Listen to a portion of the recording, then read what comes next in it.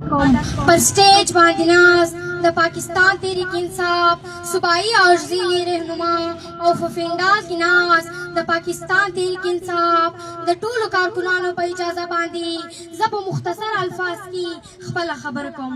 जमाउरुं को अजीजानु नन कमर वजदा नन अगर 5 अगस्त अगर वजदा से द 25 करोड़ द आवाम लीडर बेगुनाह बजील की दरे काल प्रसू जमाउरुं को अजीजानु यौ नर मुजाहिद जनाबे इमरान खान साहब लननदा दरे काल मखी दा पेशगोई कड़गी दावा देख लो था सीधा सिस्टम संभाले दंग सही कार न दे अल्हम्दुलिल्लाह नन देख लो खपल दाए तराबो कई सीधा सिस्टम संभाले दंग मुश्तरवस हुआ थी जना ताशा का कड़ा वदे नहला हुकूमत दा पैगाम हुकम सीधा सिस्टम प्लान लजेल रिहा गई सिस्टम बहुत सी د سیستم لا بربادۍ رواز له هغې روزې شروع کېده کله چې ولې سیټان والا د الله تعالی د نن ویلو نومانو لاندې ولاړ ول او دروغجن حالت یې واخیستې او یو نوکر راولاړ سوی د 25 کروڑ عوام او لیډر وګریبان ته لاس ور واچوي دا سیستم به ولې نه خرابېږي زما وړوکو عزیزانو یو څو ورځې مخکې مولانا پر فوج باندې تنقید وکړي او د مولانا پر بیان باندې جاوید هاشمي صاحب ټویټ وکړي او د دې ټویټ په خلاف د جاوید هاشمي صاحب ګرفتاری او وکور کې بغیر وارنټ خلک ګرځي لیکن مولانا ته هیڅ نه ویل کېږي ولې چې مولانا د دې ناهیل حکومت یو حصه دی او د جرنل او د کرنل ملګری دی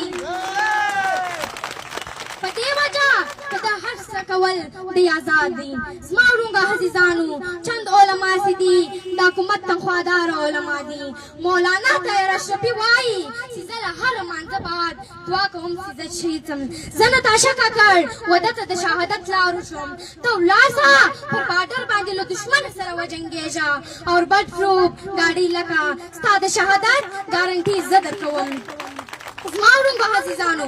عمران خان چش غواړي عمران خان دا غواړي چې په دې ملک کې رول اف لا راسي یعنی انصاف راسي زما وړوکو عزیزانو ډېره د افسوس خبره ده غټ میا صاحب ویل زه بیماره یم نو د ده ضمانت په شهباز شریف وکړي چې دی به په شپږو هفتو کې برته راځي او بیا تاسو ولیدئ چې مجرم غایب سو او ضمانت یې په 18 سیټانو باندې وزیر اعظم جوړ سو او اوس هم د دا خواهش دی چې د کشمیر وزیر اعظم جوړ شم ای بګوړه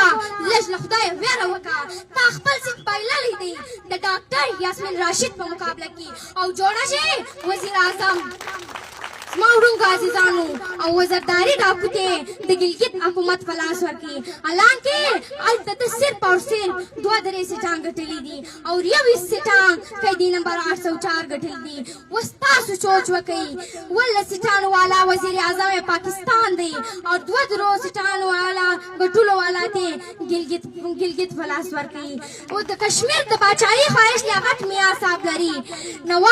شهباز شریف او نواز شریف ته ډېر जवाब वर्की सी मैं पूछ कर बताता हूँ अगर पछतना दे लचा कही दे चा बॉर्डर बांधे रवान दी अगर सड़ाई सी वजान तदे दे मुल्क मुहाफिज वाई दे अगर पछतना कही लेकिन पाकी कब की अगर दे कौम नौकर दे